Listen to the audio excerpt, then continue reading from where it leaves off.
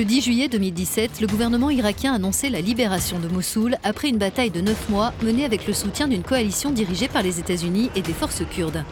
L'organisation État islamique occupait la ville depuis 3 ans. Le bilan des combats est encore incertain, il y aurait eu entre 9 000 et 11 000 morts.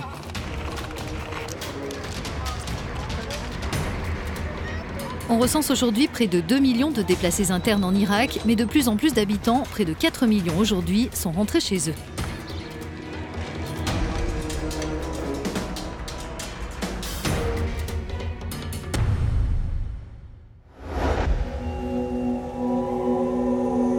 On dirait que les combats viennent juste de cesser à Mossoul. Un an après la chute de l'organisation État islamique, ce secteur de la ville reste un champ de ruines. Les gravats ont recouvert des corps sans vie et des débris de guerre non explosés. Il y en aurait 8 millions de tonnes ensevelies sous les décombres, d'après les Nations Unies. Aujourd'hui, seuls 30 km² du district de Mossoul ont été déminés. Malgré cela, plus de 800 000 habitants sont rentrés chez eux, d'autres ne sont jamais partis.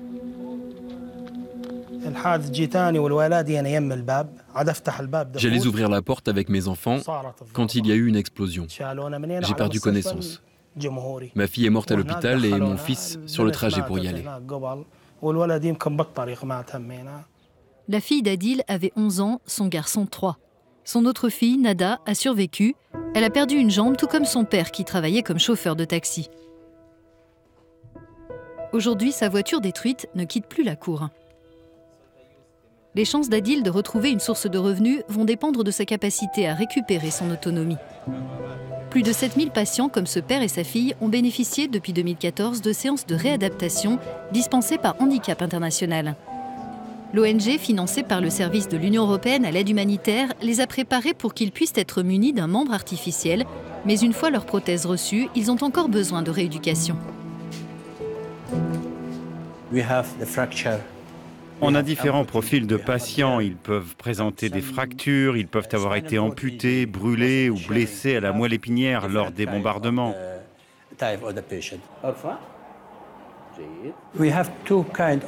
On a 2 types de suivi pour les patients, avant et après la pose de la prothèse. Après la pose, le patient vient nous consulter 3 fois pour déterminer si l'équipement a un effet positif ou négatif. Avec la fin des combats à Mossoul et dans d'autres zones qui étaient contrôlées par l'État islamique, la crise humanitaire en Irak est entrée dans une nouvelle phase. Les défis les plus importants à relever pour l'Union européenne comme pour les autres donateurs dans la région sont principalement liés à la protection et à la réadaptation. Luigi, quels sont les coûts humains du conflit à Mossoul ? Le niveau de destruction qui est encore visible dans la partie ouest de la ville montre clairement l'ampleur du coût humain de la bataille de Mossoul.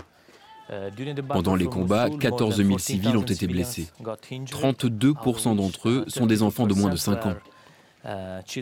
Même si 1 an a passé depuis la fin des hostilités, on estime qu'il y a encore 4 000 personnes qui ont besoin de soins de rééducation.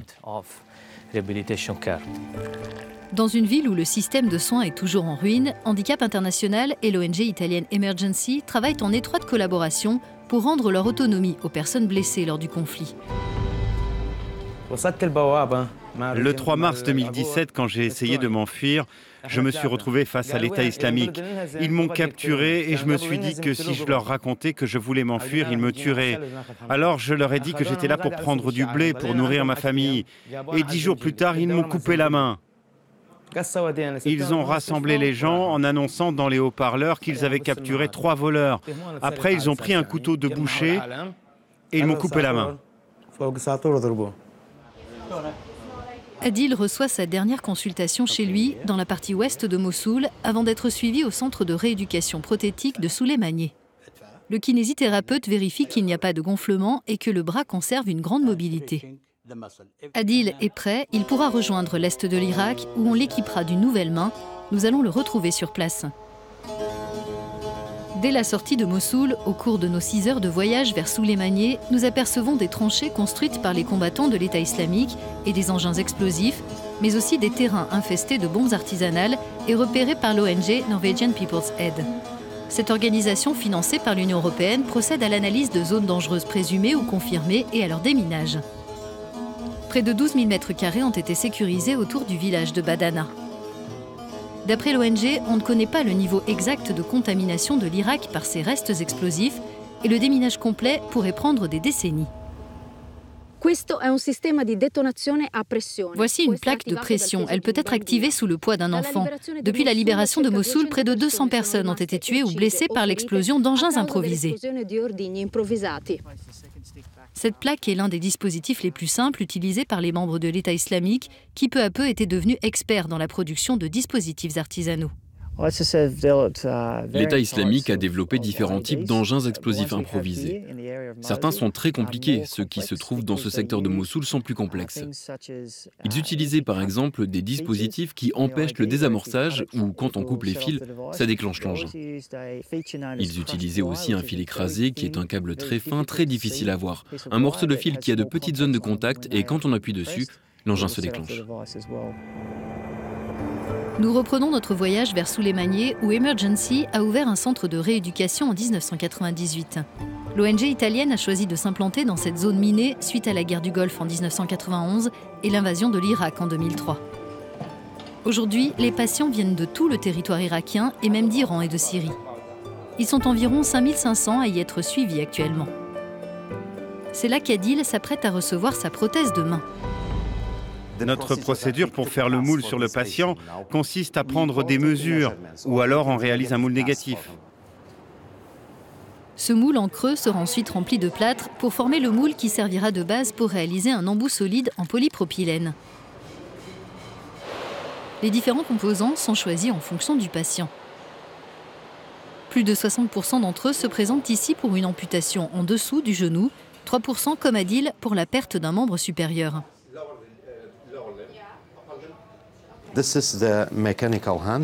C'est une main mécanique.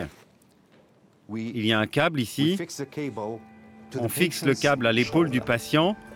En contractant son épaule comme ça, il ouvre la main.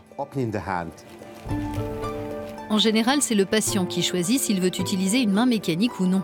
Une fois la décision prise, les éléments correspondants sont assemblés dans l'atelier. Ici, chaque technicien réalise en moyenne 3 prothèses par semaine en fonction de la complexité des cas. Il a fallu à peine 5 heures pour fabriquer la nouvelle main d'Adil. Pour lui, comme pour Mossoul, la phase de reconstruction ne fait que commencer.